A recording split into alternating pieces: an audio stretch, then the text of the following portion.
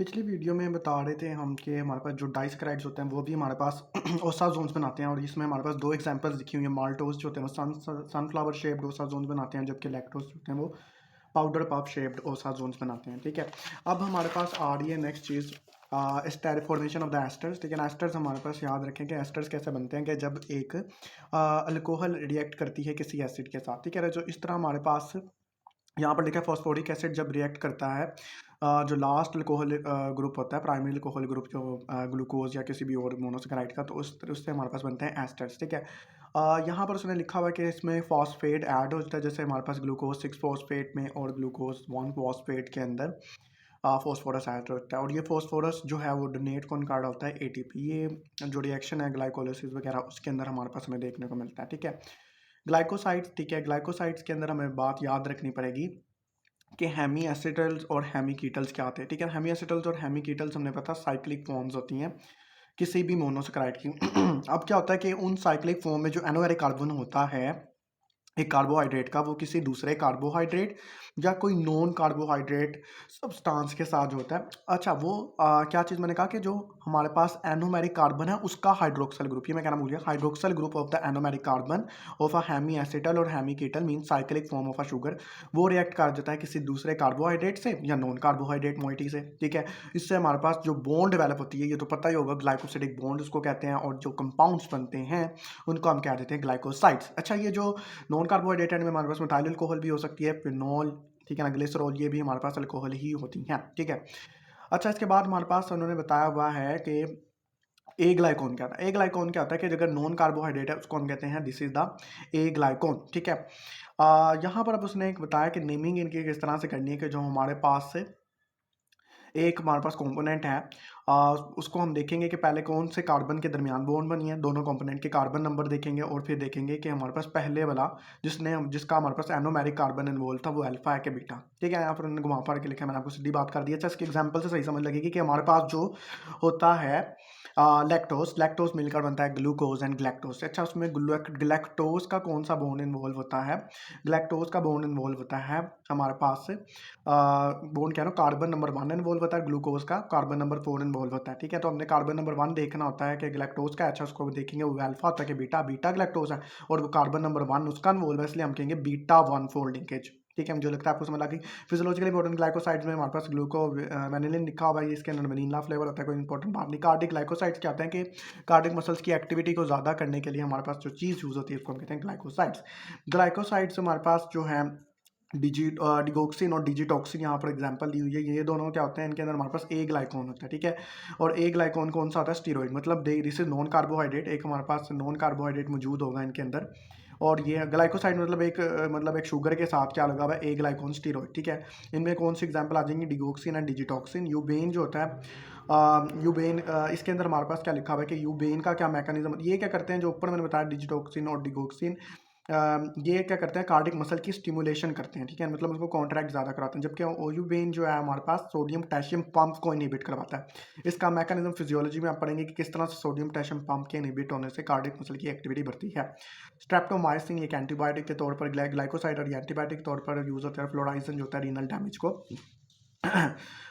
Produce करता है। ठीक है ना, एक्सपेरिमेंटल एनिमल्स में। डेरिवेटिव्स ऑफ मोनोसेकेराइड्स, ये बहुत इंपॉर्टेंट चीज़ है। शुगर एसिड जिसके अंदर सबसे पहला है, ये हमने पहले पढ़ चुके हैं। ठीक है ना, अल्कोहल जो एल्डिहाइड ग्रुप है या प्राइमरी अल्कोहल ग्रुप है लास्ट, और उससे कार्बन नंबर 6 पे वो उनकी ऑक्सीडेशन से आपको पता है ग्लूकोनिक एसिड और ग्लूकिडोनिक एसिड बनते हैं। ठीक है, शुगर अल्कोहल्स भी आपको पता है ये रिडक्शन से बनती हैं। एल्डिटोल्स भी शुगर अल्कोहल ही है, लेकिन इनको उनका कह दिया कि पॉली हाइड्रोक्सी होती है, क्योंकि पहला एल्डिहाइड ग्रुप खत्म होता है तो बाकी तो हाइड्रोक्सिल काफ़ी सारे होते हैं, तो इस वजह से हमारे पास क्या होता है, इनको हम एल्डिटोल्स कहते हैं। ठीक है, इनमें इन्होंने एक एग्जांपल दी हुई है रिबीटोल की। ठीक है ना, रिबीटोल वो कह रहा है कि फ्लैविन कोएंजाइम में मौजूद होता है, और ये बाकी ग्लिसरॉल और मायोनिसोटोल, ये आप लिपिड जब पढ़ेंगे उनमें आपको पता लगेगा कि ग्लिसरॉल अल्कोहल होती है, फैटी एसिड जो हम पढ़ेंगे। ठीक है, तो ये लिपिड्स के लिए। ठीक है, माइनो शुगर्स की बात करें, वैसे आपको एग्जांपल पता होना चाहिए कौन कौन सी, ग्लिसरॉल, मायोनिसोटोल, ठीक है ना, रिबीटोल। अमाइनो शुगर्स क्या होती है कि अगर हमारे पास हाइड्रोक्सल ग्रुप की जगह अमाइनो ग्रुप लग जाए, what is amino group, NH2, तो इसको हम कह देंगे माइनो शुगर। ये हम हेट्रोपोलिसैकेराइड्स आगे पढ़ेंगे, उसमें हमें पता लगेगा कि हमारे पास से डी ग्लैक्टोसामाइन और डी ग्लूकोसामाइन हम पढ़ेंगे हेट्रोपोलिसैकेराइड्स के अंदर, ये होते हैं हमारे पास अमाइनो शुगर्स। ठीक है, होमोपोलिसक्राइड्स और हेटेरोपोलिसक्राइड जब हम पढ़ेंगे, होमो मतलब सारे के सारे, उसमें हमारे पास अगर ग्लूकोज ग्लूकोज ग्लूकोज ग्लूकोज, ठीक है ना। हेटेरो के अंदर हमारे पास ग्लूकोज और ये मतलब शुगर वगैरह से हट के कुछ अगर हमारे पास हो, ठीक है ना, दो मुख्तलिफ कॉन्स्टिट्यूएंट्स हो तो उनको कहते हैं हम हेटेरोपोलिसक्राइड्स। उनमें हम ये देखेंगे कि डी ग्लूक्रोनिक एसिड और डी ग्लूकोसामाइन और डी ग्लैक्टोसामाइन, ये माइनर शुगर्स होंगी उसमें, ठीक है। एन एसिटाइल एसिड, ये दो चीज़ों से बन रहा होता है, एन एसिटाइल मैनो से और साथ में पारविक एसिड से, ठीक है ना। ये उसने लिखा है कि सैलिक एसिड की फैमिली से बिलोंग करते हैं, इनके बारे में इतना जानने की जरूरत नहीं है, बस आप याद रख लें कि सैलिक एसिड फैमिली से बिलोंग करता है, नाना, ठीक है, एन एसिटाइल एसिड। अच्छा, इसके बाद उसने लिखा हुआ है कि ये इसको छोड़े, डीऑक्सी शुगर्स की बात करते हैं। डीऑक्सी शुगर्स मतलब ऑक्सीजन निकल गया, ठीक है, शुगर में से। अच्छा, इसके अंदर अगर हम देखें, अगर हमारे पास ग्रुप है CHOH, तो हमारे पास अगर इसमें ऑक्सीजन निकलेगा तो CH2 बन जाएगा, और ये देख लीजिए हमारे पास CH2OH होगा अगर कोई ग्रुप, तो उसमें हमारे पास अगर ऑक्सीजन निकल जाएगा CH3 बन जाएगा, मिथाइल और मिथाइलिन बन जाएगा, ठीक है ना। मिथाइलिन पता है ना आपको, CH2 को कहते हैं, और मिथाइल कहते हैं CH3 को। अच्छा, इसमें उसने बताया हुआ है कि फिल्गन स्टेनिंग यूज़ करते हैं डीएनए को आइडेंटिफाई करने के लिए, इंपॉर्टेंट बात है। एल एस्कॉर्बिक एसिड का स्ट्रक्चर जो होता है वो शुगर से मिलता है, इसको विटामिन सी भी कहते हैं। डाइसक्राइड की अगर हम बात करें तो डाइसक्राइड के अंदर हमारे पास क्या होता है, दो मोनोसक्राइड मिलकर डाइसक्राइड बना रहे होते हैं, ठीक है। इसमें ग्लाइकोसिडिक बॉन्ड होगी, जाहिर सी बात है, दो मोनोसक्राइड मिले तो ग्लाइकोसिडिक बॉन्ड के थ्रू मिल रहे होंगे। अच्छा, इन्होंने लिखा हुआ है कि ये क्रिस्टलाइन होते हैं, ठीक है ना, क्रिस्टल फॉर्मिंग, ठीक है ना, water soluble and sweet to taste है। अच्छा, दो टाइप्स के डाइसक्राइड्स हम देख सकते हैं, रिड्यूसिंग डाइसक्राइड्स एंड नॉन रिड्यूसिंग डाइसक्राइड्स, ठीक है। रिड्यूसिंग में माल्टोज एंड लैक्टोज आते हैं, ये आपको रट्टा होना चाहिए। इसके अलावा नॉन रिड्यूसिंग में सुक्रोज एंड ट्री हेलोज होता है, ठीक है। माल्टोज की बात करें तो माल्टोज के अंदर क्या होता है, हमने बात की है कि दो ग्लूकोज मिलके माल्टोज बनाते हैं। यहाँ लिखा हुआ है अल्फा डी ग्लूकोज, दो मिलकर हमारे पास माल्टोज बना रहे होंगे, ठीक है। अब हमने बात की थी कि इसके अंदर हमारे पास अल्फा या बीटा किस तरह से पता लगेगा, कौन सा लिंकेज है, लिखा हुआ ना अल्फा 1 फोल्ड लिंकेज, इस तरह। क्यों अल्फा, क्यों बीटा, क्यों नहीं? क्योंकि देखें ना कि जो एनोमेरिक कार्बन है वो एक ग्लूकोज का इन्वॉल्व है, दूसरी ग्लूकोज का जो है वो हमारे पास कार्बन नंबर 4 इन्वॉल्व है। जिसका एनोमेरिक कार्बन इन्वॉल्व है, फंक्शनल ग्रुप कार्बन इन्वॉल्व है, उसका हम देखेंगे को अल्फा है कि बीटा। जाहिर सी बात है दोनों ही ग्लूकोज क्योंकि अल्फा है तो पहली वाली ग्लूकोज भी अल्फा होगी, इसलिए इसका जो लिंकेज होगा वो होगा अल्फा 1,4 ग्लाइकोसिडिक बॉन्ड, ठीक है। अच्छा, इसके बाद यहाँ पर उसने लिखा हुआ है कि हमारे पास जो माल्टोज होता है, इसमें जो दूसरी ग्लूकोज कार्बन नंबर 4 दे रही होती है, उसका तो एल्डिहाइड ग्रुप वेला पड़ा होता है, फारिग होता है, वो हमारे पास रिड्यूसिंग प्रॉपर्टी के लिए इन्वॉल्व होता है, ठीक है। अच्छा, इसके बाद यहाँ पर माल्टेज एंजाइम का जिक्र है, ये आसान है। इसके अलावा आइसोमाल्टोज एक कंपाउंड है जिसमें अल्फा 1,4 ग्लाइकोसिडिक लिंकेज होता है, ठीक है। सेलोबायोस जो होता है ये सेलुलोज की ब्रेक डाउन के दौरान बनता है, और इसके अंदर आपको पता होना चाहिए कि अल्फा बीटा 1,4 लिंकेज होता है, बाकी इसकी रिजेंबलेंस माल्टोज से होती है, ठीक है। अल्फा 1,4 की जगह बीटा 1,4 लिंकेज इसमें मौजूद होगा। यहाँ पर लिखा भी है हाइड्रोलिसिस ऑफ सेलुलोज में बनता है, आगे भी हम पढ़ेंगे, ठीक है ना। सुक्रोज की बात करते हैं हम। सुक्रोज भी एक डाइसेक्राइड है, केन शुगर गन्ने से निकलता है, और उसके अलावा हमारे पास जो चीनी घर में हम यूज करते हैं वो ये सुक्रोज ही होती है, ठीक है। इसमें हमारे पास देखिए ग्लूकोज है और हमारे पास फ्रुक्टोज है, अल्फा डी ग्लूकोज है, बीटा डी फ्रुक्टोज है। अच्छा, अब ये बात नोट करने वाली है कि इसका जो लिंकेज है वो अल्फा 1 बीटा 2 है। अब इसको हमने क्यों नहीं कहा दिया सिर्फ अल्फा 1 2 कह देते, नो, क्योंकि हमारे पास दोनों के ही functional group involve, function group वाले कार्बन ग्लाइकोसिडिक बॉन्ड बना रहे हैं, मतलब ग्लूकोज का भी फंक्शन ग्रुप वाला मतलब एल्डिहाइड वाला, और फ्रुक्टोज का हमारे पास कार्बन नंबर 2 उस पर हमारे पास कीटो फंक्शन ग्रुप होता है, एनोमेरिक कार्बन होता है 2 वाला। तो दोनों ही क्योंकि हमारे पास इन्वॉल्व है, दोनों ही हमारे पास एनोमेरिक कार्बन है, तो इसलिए हम लिख देते हैं दोनों को हमारे पास अल्फा बीटा बताना जरूरी है, इसलिए alpha 1 for the glucose and beta 2 for the fructose, ठीक है। ये एक नॉन रिड्यूसिंग शुगर है क्योंकि दोनों ही फंक्शनल ग्रुप हमारे पास जो है कीटो और एल्डो शुगर ग्रुप हमारे पास इन्वॉल्व है बॉन्ड बनाने में, ग्लाइकोसिडिक बॉन्ड। अच्छा, इसके अंदर उन्होंने लिखा हुआ है कि ये स्वीटर होता है, लेकिन हमारे पास फ्रुक्टोज से ज़्यादा स्वीटर नहीं होता, बाकी ज़्यादा मोनोसैकेराइड से स्वीटर ही होता है, ठीक है ना। सुक्रेज एंजाइम है, ठीक है, इसको हम क्या करते हैं हाइड्रोलाइज करने के लिए इन्वॉल्व बताइए। इन्वर्जन ऑफ सुक्रोज पहले भी आपको कैसे करके हम पढ़ेंगे। इसके अंदर हमारे पास कह रहा है कि dextrorotatory sucrose when it is not hydrolyse, जब ये हाइड्रोलाइज हो जाएगी। अच्छा, डेक्स्ट्रोरेटरी 66.5 डिग्रीज का हमारे पास है डेक्स्ट्रोरेटरी एंगल, जो इसने रोटेट करना है लाइट को, लेकिन बाद में लिवर रोटेटरी हो जाती है -28.2, ये हो गया इन्वर्जन। वाई? क्योंकि डेक्स्ट्रोरेटरी से लिवर रोटेटरी में हो गई, तो इसको हम कहते हैं इन्वर्जन ऑफ द सुक्रोज। किस तरह से हुआ वो भी देख लेते हैं। जब हमारे पास हाइड्रोलिसिस होता है तो ग्लूकोज बनेगी, फ्रुक्टोज बनेगी। हाइड्रोलिसिस मतलब पानी डाला, ग्लाइकोसिडिक बॉन्ड टूट गई, ठीक है। तो हमारे पास इसके अंदर बात कर रहे हैं कि वजह क्या बनी। वजह ये बनी कि हमारे पास जो फ्रुक्टोज है, ठीक है ना, शायद पीछे उल्टा हो गया था थोड़ा, यहाँ पर आप गौर से देख लें, पीछे वाले पर आने दें कि जब फ्रुक्टोज बनती है तो वो हमारे पास बनती है ग्लूकोज तो हमारे बनती है ग्लूकोपायरानोज, इट इज डेक्स्ट्रोरेटरी, यहाँ पर लिखा भी है 52.5 डिग्रीज का हमारे पास जो है रोटेशन है। जबकि जबकि फ्रुक्टोज पहले जो होती है वो हमारे पास होती है बीटा डी फ्रुक्टोफ्यूरानोज, ठीक है। ये बीटा डी फ्रुक्टोफ्यूरानोज होती है, ये 5 कोनों वाली एक शुगर बनती है, ठीक है ना, 5 मेंबर रिंग है, लेकिन बाद में हमारे पास फ्रुक्टोफ्यूरानोज जो है डेक्स्ट्रोरेटरी वो हमारे पास कन्वर्ट होती है फ्रुक्टोपायरानोज में, that is the laevorotatory and its angle is -92 degree, ठीक है। तो इसका ओवरऑल इफेक्ट क्या होता है कि बेचारी डेक्स्ट्रोरेटरी स्क्रोज जो है वो लीवर रोटेटरी होती है, इसका एंगल वो देख ले 28.2 है, माइनस का, माइनस मींस लीवर रोटेटरी, कोई और उसके अंदर स्पेशल चीज़ नहीं है, ठीक है। आर्टिफिशियल स्वीटनर के तौर पर सुक्रालोज को यूज़ करते हैं, इसमें आपको बस ये याद करना पड़ेगा कि सुक्रोज की तरह हमारे पास बॉडी के अंदर डायबिटीज़ मेलाइटिस कोज नहीं कर रही, क्योंकि इस तरह से वो हमारे पास बॉडी में यूटिलाइज ही नहीं हो रही, टेस्ट के लिहाज से बिल्कुल ठीक है।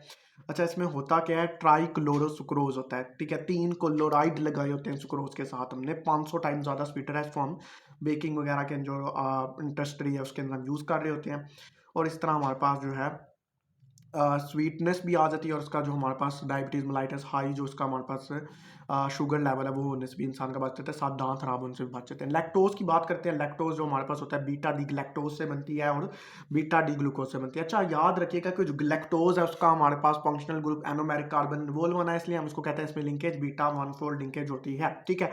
अच्छा, इसका ओसाजोन क्यों बन रहा है, क्योंकि जो ग्लूकोज है उसका हमारे पास एल्डिहाइड ग्रुप पॉडी पड़ा हुआ है, इसलिए हमारे पास इसके ओसाजोन बनना पॉसिबल है, it is a reducing sugar, और इसका हमने क्या पढ़ा था, पाउडर पफ शेप ओसाजोन, ठीक है। अच्छा, ये न्यूट्रिशन में हम दे देंगे लैक्टोज इंटॉलरेंस भी आगे हम पढ़ेंगे, लेकिन इसके अंदर याद रखिए कि जो बेबी है उसको हमारे पास लैक्टोज से हमारे पास मिल्क से मिल रही होती है, ठीक है। लैक्टुलोज की अगर हम बात करें तो लैक्टुलोज क्या होता है, लैक्टोज प्लस फ्रुक्टोज, ओके, ये हमारे पास लैक्टोज की ही एक फॉर्म है, लेकिन यहाँ पर फ्रुक्टोज आ गया है इंस्टेड ऑफ ग्लूकोज, ठीक है। इसको हम वो कह रहे हैं कि हेपेटिक एनसेफेलोपैथी ट्रीट करने के लिए यूज करते हैं, ठीक है। इसकी डिटेल आपने जाने की ज़रूरत नहीं है। एक और बात उसने लिखी हुई है कि हमारे पास अमोनिया को NH3 को कन्वर्ट करके अमोनियम आयन में, आयन जो होता है ना वो हमारे पास साइड से बात है आयोनाइज हो गया ना, तो ये किसी ना किसी दूसरी चीज़ के साथ लग के बॉडी से रिलीज हो जाएगा थ्रू यूरिन और एनी अदर स्वेट से रिलीज हो जाएगा, ठीक है। तो ये लेकिन अगर अमोनिया होगी ना, ये नॉन रिएक्टिव है, ये हमारे पास जो है नहीं, ये क्योंकि नॉन आयनाइज है तो ये हमारे पास जो है टॉक्सिक होती है और ये रिलीज नहीं होती, तो इसको अमोनियम आयन में कन्वर्ट करके रिलीज करवाता है बॉडी से कौन, लैक्टुलोज। पॉलीसेकेराइड्स की बात करें तो पॉलीसेकेराइड्स जो हमारे पास कह रहा है कि पॉलीसेकेराइड्स होते हैं वो काफ़ी सारे मोनोसेकेराइड मिलकर बना होते हैं। अच्छा, पॉलीसेकेराइड लीनियर भी हो सकता है, ब्रांच भी हो सकता है, ठीक है।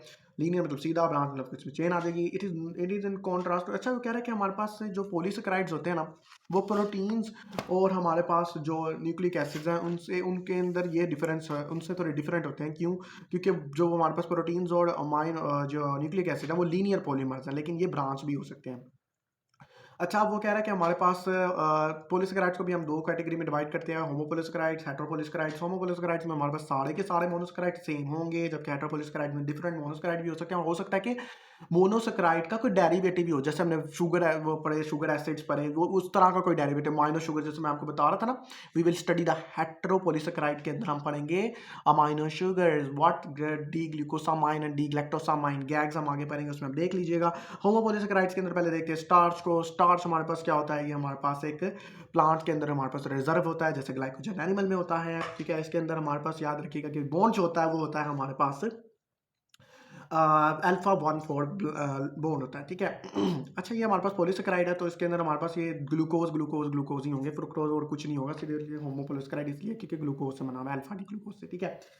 अच्छा, इसके अलावा 2 की कैटेगरी होती है, एक स्ट्रेट चेन होती है, ठीक है ना, जो कि 15 to 20% है, उसका नाम होता है माइलोज, और माइलोपेक्टिन जो 80 to 85% होती है वो हमारे पास होती है ब्रांच्ड। इसमें हमारे पास जो स्ट्रेट चेन होती है उसमें याद रखिएगा अल्फा 1,4 हमारे पास लिंकेज ही होगा, लेकिन जो ब्रांच होगी उसमें हमारे पास अल्फा 1,6 लिंकेज होगा, और जो हमारे पास एंजाइम है इसके लिए amylase, it can digest only the alpha 1,4 bond while the alpha 1,6 bond can not be catabolise break down by this enzyme, ठीक है। ये एंजाइम को नहीं तोड़ सकता अल्फा 1,4 को, ठीक है।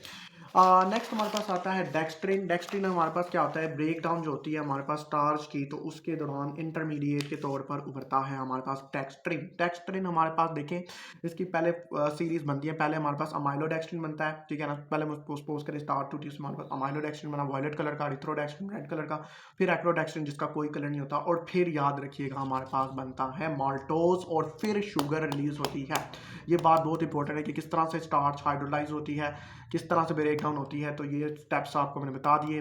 अच्छा, डेक्स्ट्रन क्या चीज़ होती है, मैं दोनों में अक्सर डिफरेंस भी पूछ लेते हैं। डेक्स्ट्रन हमारे पास this is also polymer of glucose, लेकिन ये माइक्रो ऑर्गेनिज्म प्रोड्यूस कर रहे होते हैं, और इसको हम ये दो जो यूजेस हैं बहुत इंपॉर्टेंट है कि क्रोमेटोग्राफी के अंदर यूज़ करते हैं, ठीक है, जेल फिल्ट्रेशन क्रोमेटोग्राफी, और इसके अलावा ट्रांसफ्यूजन में मींस प्लाज्मा वॉल्यूम एक्सपेंडर, किसी को शौक हो गया तो उसको भी हम ये दे सकते हैं प्लाज्मा वॉल्यूम एक्सपेंडर के तौर पर।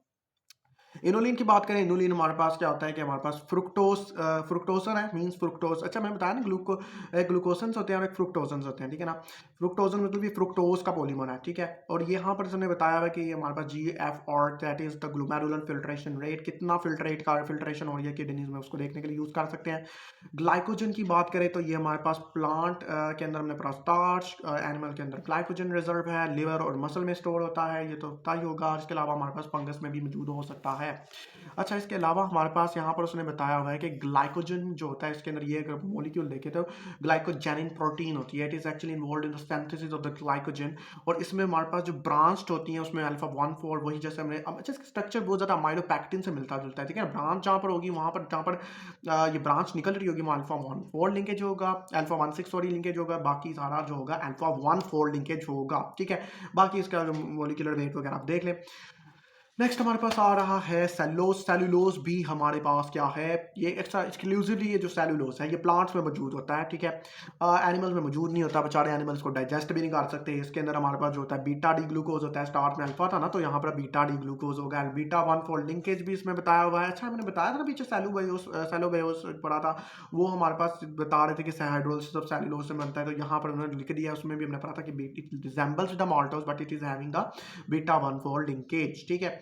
तो इसके अंदर उसने एक बात की हुई है कि फाइबर्स के अंदर हमारे पास जो होता है सेलुलोज होता है। सेलुलोज हमारे पास फाइबर्स, वैसे तो इंसान कहता है कोई जस्ट तो नहीं ना, फायदा कोई नहीं, लेकिन ये वो दूसरे में इंपॉर्टेंट फंक्शन परफॉर्म करता है, और it is very important short question, ठीक है। What are the functions of the fibres, very important. तो को आपने बताना है कि ये हमारे पास एक तो जो है बाउल मूवमेंट को इंक्रीज करता है, ठीक है, फीसिस की मास को इंक्रीज करता है, ठीक है, डेफिकेशन में आसानी पोज करता है। इसके अलावा हमारे पास जो ग्लूकोज है, ग्लूकोज लेवल अचानक से नहीं बढ़ने देता ब्लड में, ठीक है, डायबिटीज मेलाइटिस के खतरे को कम करता है।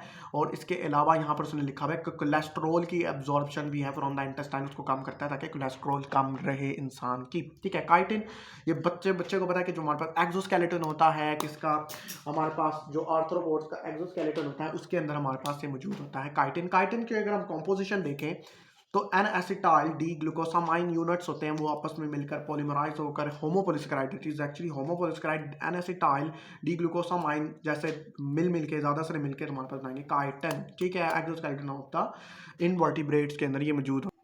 अच्छा, इसके बाद हमारे पास सारे हेट्रोपोलिसक्राइड्स जैसे कि नाम से जाहिर है कि इसमें दो टाइप्स की शुगर्स होंगी, और या फिर शुगर हो सकती है जैसे हमारे पास ग्लूकोज फ्रुक्टोज का कॉम्बिनेशन हो जाए, इस तरह से यहाँ हमारे पास कोई डेरिवेटिव आ जाए, ठीक है ना, ग्लूकोज के साथ कोई अमाइनो ग्रुप लग जाए, तो इस तरह से हमारे पास इसका डेरिवेटिव हो, जैसे हमने पीछे डेरिवेटिव पढ़े हुए हैं। अच्छा, म्यूकोपोलिसक्राइड्स की बात करें तो इनको हम यूजुअली गैग्स कहते हैं। गैग्स से आपका पाला बहुत पढ़ना फर्स्ट ईयर में, ये टर्म ग्लाइकोज अमाइनो ग्लाइकेंस म्यूकोपोलिसैकेराइड्स, ठीक है, दीज आर एक्चुअली हेट्रोपोलिसैकेराइड्स, ठीक है।